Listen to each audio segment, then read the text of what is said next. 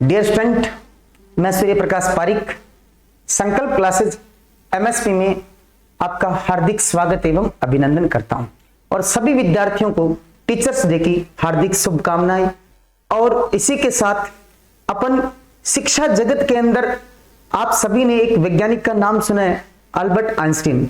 उसने कुछ लाइन कही थी कि अनुमान गलत हो सकता है मित्रों, अनुमान गलत हो सकता है, लेकिन अनुभव कभी गलत नहीं हो सकता, क्योंकि अनुभव जो प्राप्त होता है वो एक कड़ी मेहनत के साथ प्राप्त होता है।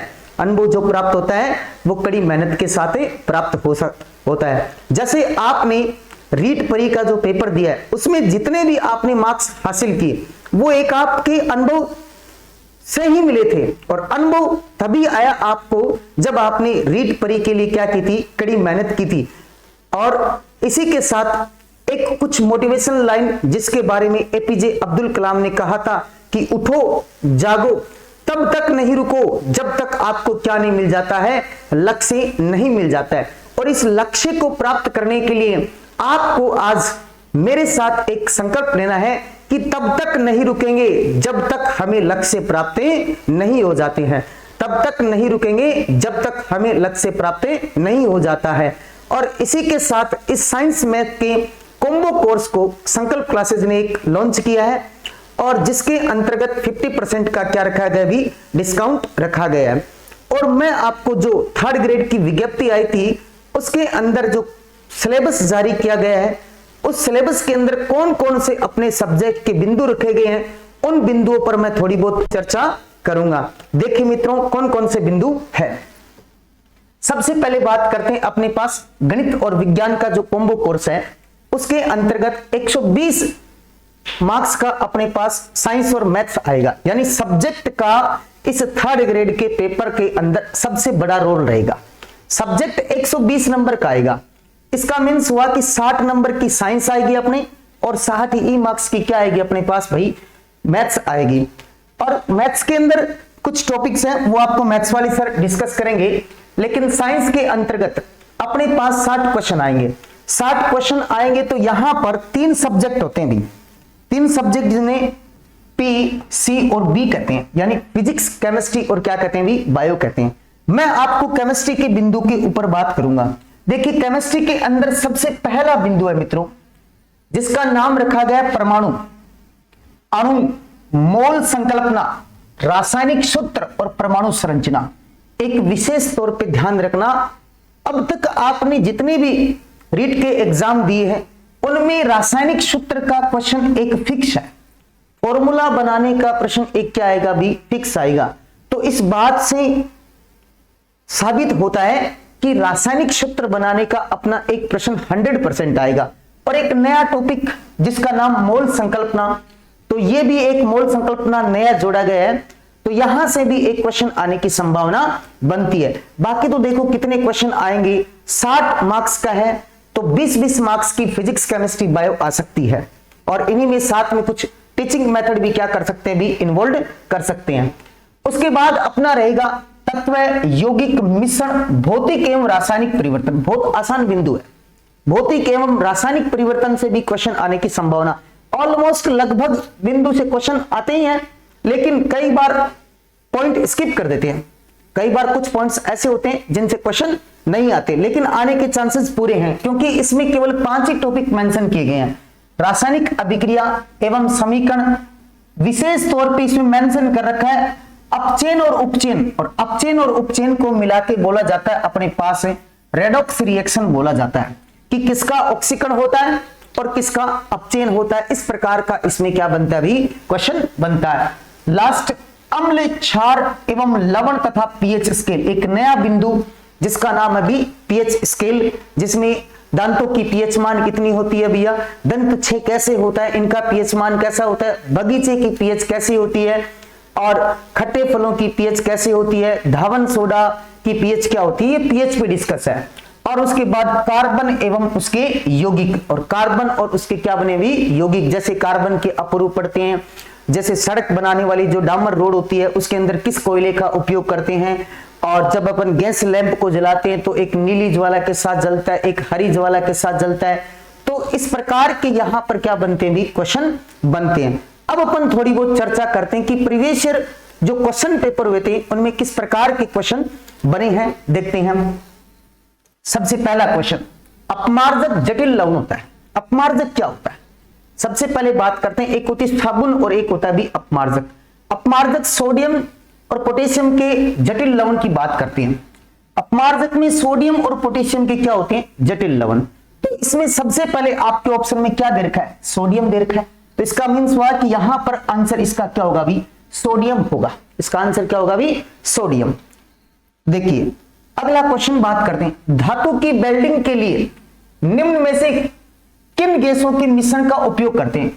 ऑलमोस्ट यहां वेल्डिंग शब्द का यूज किया गया है। वेल्डिंग बनाने के लिए जब आप उपयोग करते हो, वेल्डिंग बनाने के लिए अपने पास एक रोड होती है। उस रोड में जब अपन किसी धातु को या किसी लोहे की वस्तु के ऊपर टच करवाते हैं तब वहां पर वेल्डिंग होनी प्रारंभ होती है। इसका मतलब वहां उसका ऑक्सीकरण हो रहा है। क्या हो रहा है वहां पर, उसका ऑक्सीकरण। तो ऑलमोस्ट वहां पर O2 तो आएगा ही आएगा, ऑक्सीजन तो उसमें आएगा ही। तो इसका मतलब यहां पर एक ऑक्सीजन, दो ऑक्सीजन, तीन ऑक्सीजन, चार ऑक्सीजन, यानी चारों ऑप्शन के अंतर्गत ऑक्सीजन है। तो इससे काम नहीं चलेगा। मीथेन गैस हो ही नहीं सकता, क्योंकि मीथेन गैस जिसका नाम होता है भी मार्स गैस, जिसे और कहते हैं भी गोबर गैस कहते हैं, गोबर गैस कहते हैं। और साथ में इसको कौन सी गैस कहते हैं भी, दलदल गैस कहते हैं। हम कौन सी गैस कहेंगे भी, दलदल गैस। हाइड्रोजन गैस भारी होती है, इसलिए हाइड्रोजन गैस को काउंट नहीं करेंगे, दोनों गैस। और इसी के साथ नेक्स्ट जो अपने पास ऑप्शन बचा है उसमें है कार्बन डाइऑक्साइड। और कार्बन डाइऑक्साइड गैस एक क्या होती है भी, विषैली गैस होती है और इसका उपयोग नहीं कर सकते। तो लास्ट बचा फोर्थ नंबर ऑप्शन डी, जिसके अंदर ऑक्सीजन और एसिटिलीन है। अब इस पे चर्चा करते हैं। एसिटिलीन होता है वो एल्काइन ग्रुप का प्रथम सदस्य होता है। एसिटिलीन होता है वो क्या होता है भी, एल्काइन ग्रुप का क्या होता है, प्रथम सदस्य होता है। और इस ऑप्शन में वेल्डिंग वाले में इसने ऑक्सीजन और एसिटिलीन दोनों को अलग अलग रखा है। एक्चुअल में ऑक्सो एसिटिलीन का उपयोग करते हैं। किसका उपयोग करते हैं भी, ऑक्सो एसिटिलीन का वेल्डिंग के लिए अपन क्या करते हैं, उपयोग करते हैं। नेक्स्ट देखते हैं, टंगस्टन तत्व का संकेतार्थक। संकेतार्थक का मतलब होता है उसका सिंबल, उसका क्या होता है भी, प्रतीक। टंगस्टन किसमें प्रयुक्त होता है भी, बल्ब में जो फिलामेंट लगा होता है, तंतु। बल्ब में क्या लगा होता है, फिलामेंट, जो तंतु लगा होता है, पतला सा धातु का बना होता है, वो किसका बना होता है, टंगस्टन का बना होता है। इसका गलनांक और कप्तनांक दोनों उच्च होते हैं, तभी तो जैसे लाइट जलाते तो वो पिघलता नहीं है, अन्यथा पिघल जाता है। तो टंगस्टन का प्रतीक होता है अपने पास W और इसका एटॉमिक नंबर होता है 74, 74 होता है इसका परमाणु क्रमांक। चलिए अगला देखते हैं। अगला अपने पास विश्व उष्णता के लिए जिम्मेदार, यानी विश्व उष्णता के लिए जिम्मेदार कौन सी गैस होती है, CO2 होती है भी। कौन सी गैस होती है भी, CO2 होती है।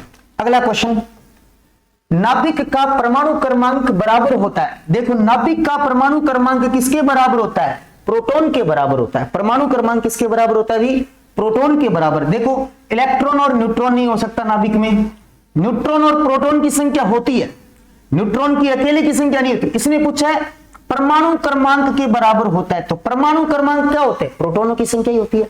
परमाणु क्रमांक क्या चीज होती है, प्रोटॉनों की संख्या। तो इसका आंसर क्या रहेगा, प्रोटॉनों की संख्या रहेगा, न कि न्यूट्रॉन की संख्या प्लस प्रोटॉन की संख्या।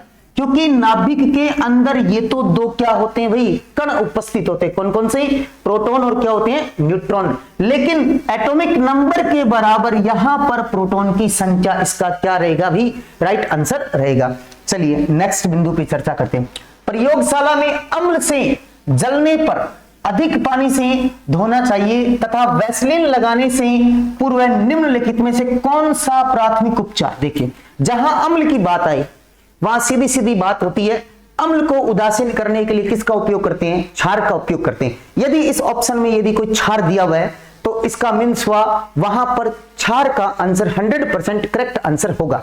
देखते हैं क्या है, साधारण नमक भैया नहीं हो सकता। NaCl आपने नाम सुना है, जले हुए पे क्या छिड़कना भैया, नमक छिड़कना, तो नमक तो नहीं छिड़केंगे, NaCl काम में नहीं आएगा। सिल्वर नाइट्रेट भी काम में नहीं आएगा। सोडियम बाइकार्बोनेट, देखो ये एक क्या होता है, दुर्बल क्षार होता है, एंटी एसिड के रूप में काम में आता है। तो यहां पर करेक्ट आंसर होगा 1 नंबर।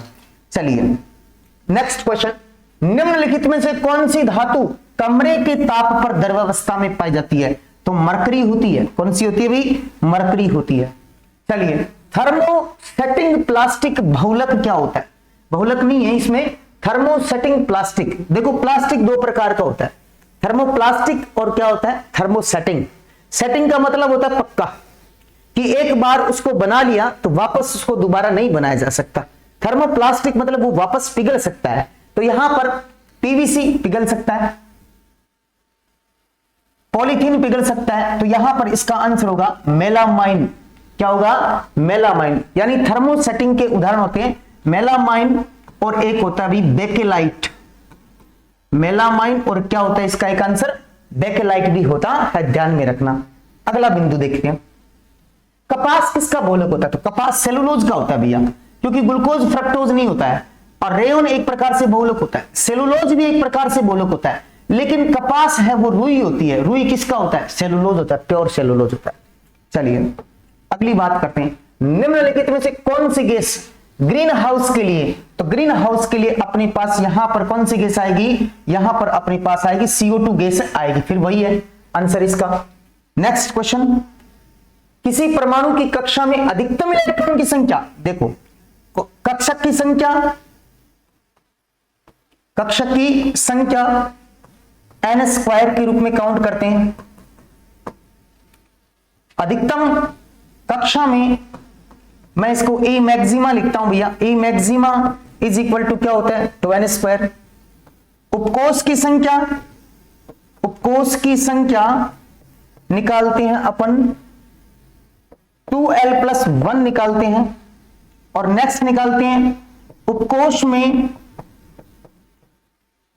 अधिकतम इलेक्ट्रॉन, अधिकतम इलेक्ट्रॉन तो वो होता है अपने पास 2 × 2l+ क्या होता है? 1 का फॉर्मूला लगता है। ये मैंने सभी आपके सामने एक साथ रख दिए। तो क्या पूछा है? कक्षा में अधिकतम इलेक्ट्रॉन का फॉर्मूला क्या होता है?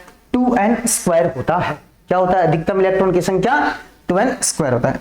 नेक्स्ट देखते हैं, किसी तत्व का परमाणु क्रमांक, द्रव्यमान संख्या, क्रम ऐसा इतनी दे रखी है, वो तत्व मैंने माना x, परमाणु क्रमांक उसका 98, द्रव्यमान संख्या उसका 251 हो गया। इसमें इलेक्ट्रॉन, प्रोटॉन तथा न्यूट्रॉन की संख्या क्या होगी? अब आपको पता चल गया कि प्रोटॉन की संख्या ही उसका क्या कहलाता है? परमाणु क्रमांक। प्रोटॉन की संख्या, प्रोटॉन की संख्या, प्रोटॉन की संख्या परमाणु क्रमांक होता है भैया। परमाणु क्या होता है? क्रमांक होता है। अपने को पूछा है इलेक्ट्रॉन, तो प्रोटॉन की संख्या के बराबर उसमें क्या होते हैं? इलेक्ट्रॉन होते हैं। तो इसका मीन्स हुआ कि 98 और 98 आएंगे, 98 98 आएंगे। तो अपने पास साथ में पूछा है इलेक्ट्रॉन, प्रोटॉन तथा न्यूट्रॉन की संख्या पूछी है, तो 98 तो हो नहीं सकता तीनों, और 98 153 हो नहीं सकता, क्योंकि इलेक्ट्रॉन और प्रोटॉन की संख्या क्या होती है? बराबर होती है। ये और ये दो ऑप्शन बचे हैं, ये और ये क्या बचे भी? दो ऑप्शन बचे हैं। न्यूट्रॉन की संख्या निकालने के लिए A बराबर क्या होता है? P+n होता है। A बराबर क्या होता है भी? P+n होता है। तो n बराबर क्या होता है? A माइनस क्या होता है? P। A होता है परमाणु द्रव्यमान, परमाणु द्रव्यमान अपने पास कितना है? 251 माइनस 98 कितना होता है अभी? 98। तो 98 के लिए इसके अंदर 3 ऐड करो, 5 ऐड करो, 1 ऐड करो। देखो ऐड 3 1 और 9 और 5 कितने होते हैं? 9 और 5 हो गए अपने पास, देखते हैं 24 एक कितने हो गए? 25 और ये कितने हो गए? 2 251 होते हैं। इसका मतलब अपने पास 98 153 इसका आंसर। देखो 98 98 153 यानी करेक्ट आंसर इसका क्या होगा? 1 नंबर होगा। ध्यान रखना, यदि 3rd ग्रेड मेंस में आए, यदि 3rd ग्रेड मेंस में ऐसा क्वेश्चन आ जाए कि उसका परमाणु क्रमांक या इलेक्ट्रॉन की संख्या या प्रोटॉन की संख्या या द्रव्यमान की संख्या पूछी जाए, तो एक स्टेटमेंट है, प्रोटॉन की संख्या परमाणु क्रमांक के बराबर होती है। प्रोटॉन की संख्या किसके बराबर होती है? इलेक्ट्रॉन की संख्या के बराबर होती है। न्यूट्रॉन निकालना होता है तो क्या होता है? A बराबर P प्लस क्या होता है? N होता है। परमाणु द्रव्यमान बराबर प्रोटॉन प्लस क्या होता है भैया? न्यूट्रॉन होता है। अगला क्वेश्चन देखते हैं। अगला अपने पास फिल्म व नाटक के मंच में कृत्रिम धुआं अथवा बादल दर्शाने के लिए किसका उपयोग करते हैं? आजकल जो घरों के अंदर या विद्यालय के अंदर जो फंक्शन होता है उसके अंदर जो स्टेज बना होता है, उस स्टेज के ऊपर कोई बच्चा डांस करता है, तो डांस करते समय जब वहां पर जो धुआं निकलता है ना, धुआं, और वो धुआं किस गैस का होता है? तो गैस का धुआं होता है क्या? नहीं, गैस को क्या किया जाता है? द्रवित किया जाता है, तो इसका मतलब द्रव्य गैस होगी, और वो द्रव्य गैस होती है नाइट्रोजन। द्रव्य गैस कौन सी होती है भैया? नाइट्रोजन गैस उसमें काम में लेते हैं। नेक्स्ट, अपने पास निम्नलिखित में से कौन सा उत्पाद सड़क बनाने में काम में आता है? तो सड़क बनाने में भैया विटामिन काम आता है। कौन काम आता है भी? विटामिन काम में आता है। नेक्स्ट एग्जांपल, प्राकृतिक रेशा होता है, कपास भी होता है, ऊन भी होता है, सिल्क भी होता है, उपयुक्त सभी प्राकृतिक रेशे होते हैं। अगला, कि पोर्टलैंड सीमेंट में कैल्शियम ऑक्साइड और SiO2 सिलिका का संघटन कितना होता है? देखो, बहुत ही अच्छा क्वेश्चन है, पोर्टलैंड वाला बहुत ही अच्छा क्वेश्चन है कि ये सीमेंट का संघटन पूछा है। तो अपने पास यहां ब्रिटिश की बात है, ये ब्रिटिश के अंतर्गत इसकी शुरुआत हुई थी, पोर्टलैंड शहर के अंतर्गत बात शुरुआत हुई थी। इसमें कैल्शियम और सिलिका ही नहीं होता है, Al2O3 भी होता है, Fe2O3 भी होता है, SO3 भी होता है। क्या होता है भी? SO3। ये तीन और होते हैं, ये तीन क्या होते हैं इसके अंतर्गत और होते हैं। इसका आंसर होता है यहां 60 से 68% इसके अंदर कैल्शियम ऑक्साइड होता है, 17 से 24% इसके अंदर SiO2 होता है। ये 1 से 2% होता है, और ये भी कितना होता है? ये अपने पास 3 से 4% के लगभग 5-10 तक जा सकता है, और इसका अंतर्गत अपने पास 15 से 20 का होता है, लेकिन खास निर्धारित नहीं होता है। अब ये 17 दे रखे है ना, यहाँ 17 से 24 नहीं होता इसके अंतर्गत, इसके अंदर 24 से 28% दे रखा है, लेकिन 17 से 24 इसका आंसर चलता है। ये 60 से 68% दे रखा है, 60 से कितना दे रखा है? 68% दे रखा है, लेकिन 60% ही होता है। चलते हैं आगे। अपने पास निम्नलिखित अभिक्रियाओं में उत्पाद पूछा, पहला पूछा है M, X, Y और Z पूछा है। ये देखो, इसको जब पहले SI यहां पर हीट कर लो भाई, यहां पर अपने पास हीट का अनुमान लगाना है, यहां पर आपको क्या रखना होगा? हीट रखना होगा। यहां पर आप दोनों जगह हीट रखोगे, क्या रखोगे? यहां पर दोनों जगह हीट शब्द आएगा। क्या आएगा? हीट। क्या आएगा? हीट करेंगे, उष्मा देंगे। क्या देंगे इनको? उष्मा देंगे, तो ये जल बाहर चला जाएगा। ये जल क्या चला जाएगा? बाहर। ये जल होता है अपने पास, इस जल का नाम होता है भाई क्रिस्टल जल। क्या नाम होता है? क्रिस्टल जल होता है। क्या होता है इस जल का नाम? क्रिस्टल जल। और क्रिस्टल जल क्या होता है? लवण की एक सूत्र इकाई में उपस्थित निश्चित जल के अणुओं की संख्या, लवण की एक सूत्र इकाई में उपस्थित निश्चित जल के अणुओं की संख्या। अब ये लवण है, इसके अंदर निश्चित जल के अणुओं की संख्या कितनी है? इसके अंदर निश्चित जल के अणुओं की संख्या अपने पास 7 है। जब ये 7 निकलेगा गर्म करने पर, तो M अपने पास बन के आएगा FeSO4 आएगा। क्या आएगा? FeSO4। जब FeSO4 को अपन हीट करेंगे, गर्म करेंगे, तो यहां से बनेगा अपने पास आयरन। क्या बनेगा यहां से अपने पास? इसको गर्म करेंगे तो यहां पर बनेगा अपने पास आयरन ऑक्साइड, Fe2O3 बनेगा। आयरन ऑक्साइड बन गया, तो यहां से एक बच गया सल्फर, तो यहां से 2 प्रकार की गैस SO2 प्लस क्या बनता है भी? SO3 बनता है। ये अपने पास X हो गया, ये अपने पास Y हो गया, ये क्या हो गया? Z। यानी 1, 2, 3, 4 जिस ऑप्शन में मैच करते हैं, यहां पर ये मैच करता है, लेकिन ये मैच नहीं करता है, ऑप्शन रॉन्ग हो गया। ये मैच नहीं करता है, ऑप्शन रॉन्ग हो गया। ये मैच भी नहीं करता, ऑप्शन रॉन्ग हो गया। इसका मतलब ऑप्शन क्या बचा अपने पास? केवल थर्ड यानी सी ऑप्शन बचा है इसके अंतर्गत। चलिए नेक्स्ट क्वेश्चन, 8 ग्राम ऑक्सीजन अणु में कणों की संख्या। ये अपने पास मोल का क्वेश्चन है भैया। किसका क्वेश्चन है? मोल का क्वेश्चन है। इस क्वेश्चन को करने का सिंपल सा तरीका देखिए, बहुत आसान तरीके से करेंगे इस क्वेश्चन को। देखो, सबसे पहले अपने को मोल आना चाहिए। मोल के ऊपर मैं थोड़ा बताता हूं। देखिए, इस क्लास से आपको मोल कंप्लीट हो सकता है, 90% आपका मोल कंप्लीट हो जाएगा। देखो, मोल बराबर अपने पास होता है, मोल स्टेटमेंट होता है यदि ग्राम में मात्रा दी होती है, यदि अपने को ग्राम में मात्रा दी है तो उसमें GMM का भाग लगाते हैं। यदि कोई संख्या दे रखी है अपने को तो उसके अंदर अपने को अवोगाद्रो संख्या का भाग देना पड़ता है। इस Na की वैल्यू होती है अपने पास 6.022 इंटू 10 की घात 23 मोल। 23 क्या होती है भैया? मोल होती है। और यदि अपने पास वॉल्यूम दे रखा है तो उसके अंदर 22.4 लीटर का क्या कर दो? डिवाइड कर दो, वो अपने पास मोल निकल के आ जाएंगे। यहां पर अपने पास 8 ग्राम ऑक्सीजन दे रखे हैं, यानी ग्राम में मात्रा कितनी? 8। और क्या पूछे? कणों की संख्या। संख्या होती है एन नोड। संख्या क्या होती है मित्रों? एन नोड होती है। तो इसका मतलब हुआ कि यहां पर 8/32 बराबर, क्योंकि GMM किसका है? ऑक्सीजन का कितना होता है? 32 मानते हैं, क्योंकि ऑक्सीजन को लिखते किसे हैं? O2 लिखते हैं। क्या लिखते हैं भी? O2 पूछा है। क्या पूछेंगे? O2। एक का कितना होता है? 16। दो का कितना होगा? 32 होगा। बराबर कितना होगा? एन नोड बट्टा Na। इसने पूछा क्या है? एन नोड, क्रॉस मल्टीप्लाई करो तो n nought is equal to 8/32 into Na की वैल्यू कितनी है? 6.022 इंटू 10 की घात 23।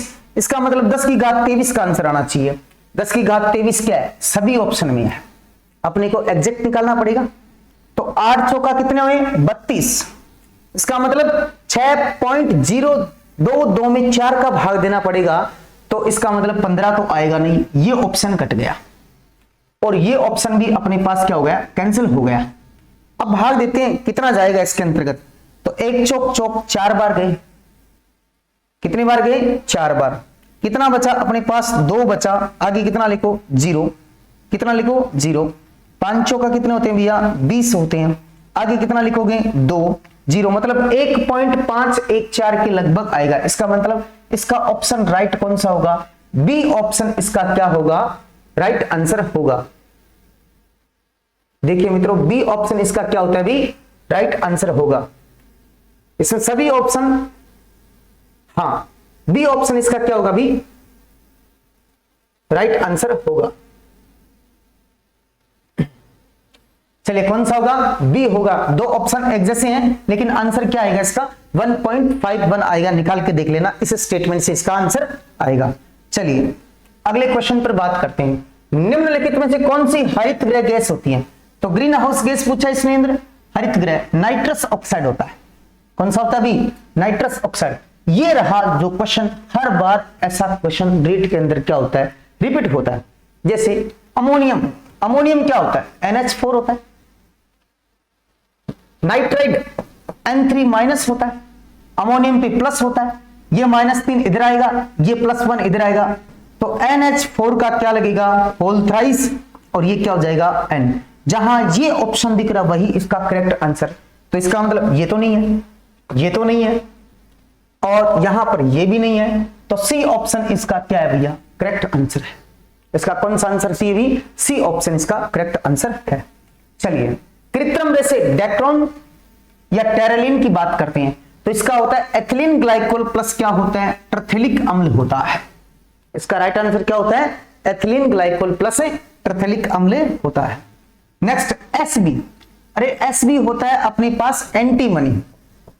एसबी का मतलब होता है एंटीमनी, प्रतीक पूछा है एंटीमनी। नेक्स्ट, निम्नलिखित में से यौगिक है, ये बहुत ही अच्छा प्रश्न है। यौगिक का प्रश्न पूछा है। क्या पूछा भी? यौगिक का पूछा है। तो यहां पर ओजोन क्या होता है? O3 होता है। ग्रेफाइट और हीरा दोनों कार्बन के अपरूप होते हैं, कार्बन होता है C। जल क्या होता है अपने पास? H2O होता है। तो यौगिक यहां पर H2O होता है। यौगिक क्या होता है भी? H2O, जल होता है यहां पर यौगिक। यौगिक का मतलब होता है जिसमें 2 या 2 से अधिक तत्व मिलकर मिल जाते हैं, उसे क्या कहते हैं? यौगिक कहते हैं। एल्यूमिनियम सल्फेट, वेरी गुड, बहुत अच्छा प्रश्न है। एल्यूमिनियम क्या होता है? Al। सल्फेट क्या होता है? SO4। सल्फेट पे -2, एल्यूमिनियम पे +3, क्रॉस मल्टीप्लाई, तो एल्यूमिनियम की तरफ कितने आए? 2, सल्फेट की तरफ कितनी आए? 3। SO4 का क्या बनेगा? Whole thrice. यानी Al2SO4 का होल थ्राइस जिस ऑप्शन में दिख रहा है वही इसका आंसर। ये गलत, ये गलत, Al2 ये भी गलत। तो क्या हुआ, Al2SO4 का होल थ्राइस वाला अपने पास ऑप्शन तीसरा है, सी है। इसका करेक्ट आंसर कौन सा होगा, सी। अगला देखते हैं, निम्नलिखित में से सबसे कम गलनांक वाली धातु। तो सबसे कम गलनांक कौन सा होता है, गैलियम, और दूसरा क्या होता है, जर्मेनियम, जिसको हथेली पर रखते हैं तो क्या कर जाती है, भी पिघल जाती है। और सोडियम क्या होती है कि पानी में रखते हैं तो क्या पकड़ लेता है, आगे पकड़ लेता है। ये अपने 10वीं क्लास के अंतर्गत एनसीईआरटी किताब के अंतर्गत पाठ नंबर 3 में आपको जरूर मिलेंगे। चलिए, क्षारीय माध्यम में फिनोल्फ्थेलिन सूचक का रंग कैसा होता है। देखो, फिनोल्फ्थेलिन सूचक होता है, सूचक एक इंडिकेटर को बोलते हैं, जो कि क्या किसी पानी के अंदर या किसी सॉल्यूशन के अंतर्गत डालेंगे तो वो अपना क्या दर्शाएगा, रंग दर्शाएगा। तो ये कौन से माध्यम में डालेंगे, क्षारीय माध्यम में। तो क्षारीय माध्यम में कैसा होता है, गुलाबी होता है। ये और ध्यान रख लेना, अम्लीय माध्यम में, अम्लीय माध्यम में ये रंगहीन होता है भैया। अम्लीय माध्यम में क्या होता है भी, रंगहीन होता है, किसी भी प्रकार का रंग नहीं दर्शाता है। चलिए इसके बाद बात करते हैं, संश्लेषित रेशे में एथिलीन ग्लाइकोल और प्लस टरफेलिक अम्ल किसका उदाहरण होता है, किसका उदाहरण होता है भी, डैक्रोन का होता है। किसका होता है, डैक्रोन का। अभी देखो पिछली स्लाइड में देखा था, उसमें एथिलीन ग्लाइकोल प्लस टरफेलिक अम्ल था। देखिए यहां से देखिए, ये देखो डैक्रोन, किसका उदाहरण है भी, डैक्रोन।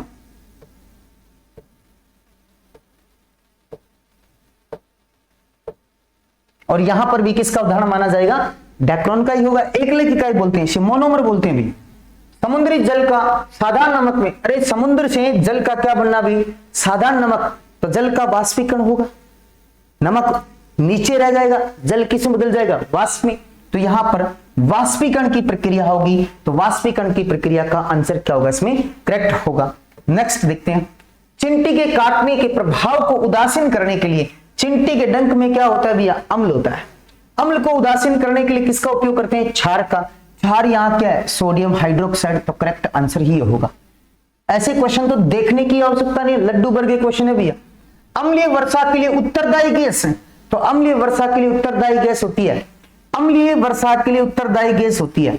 अब इसमें H2 तो होगा नहीं, C के साथ, CO के साथ हाइड्रोजन की क्रिया करवाओगे तो H2CO मानो, SO2 के साथ क्रिया कराओगे तो H2SO2 मान लो, H2CO2 मान लो। तो ये वायुमंडल में आगे क्रिया करके इससे बनेगा H2CO3, इससे बनेगा H2SO4 बनेगा, और इससे आगे क्रिया करके H2CO2 बनेगा, फिर आगे क्रिया करके वापस H2CO3 बना लेगा। लेकिन H2SO4 क्या है, अम्ल है, और पूछा क्या है, अम्लीय वर्षा के लिए उत्तरदायी ऑक्साइड। तो क्या होगा इसका आंसर, SO2 इसका क्या होगा, करेक्ट आंसर होगा। चलिए अगला देखते हैं, केजी प्रति किलोग्राम सबसे सर्वाधिक उष्मीय मान बढ़ने वाला ईंधन। तो भारी गैस के रूप में क्या आता है, हाइड्रोजन आता है, बस करेक्ट आंसर। और पढ़ने की आवश्यकता नहीं, कौन आता भी, हाइड्रोजन आता है। थर्मोसेटिंग प्लास्टिक, कौन सा बोले पूछ रहा भी, थर्मोसेटिंग। देखो पीवीसी थर्मोप्लास्टिक है, पॉलीथीन, यहां पर युग्म बताना ना, पॉलीथीन क्या हो गया, थर्मोप्लास्टिक हो गया। पीवीसी भी कौन सा हो गया, थर्मोप्लास्टिक हो गया। लेकिन मेलामाइन थर्मोसेटिंग है, बेकेलाइट क्या थर्मोसेटिंग है, लेकिन यहां पर युग्म बताना है। तो युग्म दोनों में मेलामाइन और बेकेलाइट वाला ऑप्शन कौन सा है, फोर्थ ऑप्शन इसका क्या है, करेक्ट आंसर है। और आज की क्लास में यहां तक अपन ने इतने क्वेश्चनों पर क्या किए थे मित्रों, डिस्कस किया था। इस बात से आपको पता चलना चाहिए कि जितने भी क्वेश्चन मैंने आज की क्लास में करवाए हैं वो सारे के सारे क्वेश्चन प्रीवियस ईयर के क्वेश्चन पेपर से उठाए हैं। और बहुत सारे प्रश्न ऐसे हैं जो शानदार और जानदार क्वेश्चन है, और कई प्रश्न तो बहुत बार रिपीट हो चुके हैं। और इसी के साथ संकल्प क्लासेस ने क्या रखा गया है कि एमएसपी कोचिंग क्लासेस संकल्प, जिसके अंतर्गत अपने पास यहां पर 50% का क्या चल रहा है, डिस्काउंट ऑफर चल रहा है, जिसके अंतर्गत हमने पहले कोर्स लॉन्च किया था, उसके अंदर 5,000 रुपए की प्राइस थी। अब ये कोर्स केवल 2400 99 रुपए, कितने भी 2499 रुपए में ये कोर्स की क्या है, प्राइस है। और इस कोर्स को लॉन्च किया गया है और इसी कोर्स के अंतर्गत आपको अच्छी से अच्छी, बेस्ट से best video quality and best teacher मिलेंगे। और इसी के साथ मैं आज की क्लास को यहीं समाप्त करता हूं। अलविदा, जय हिंद, जय भारत।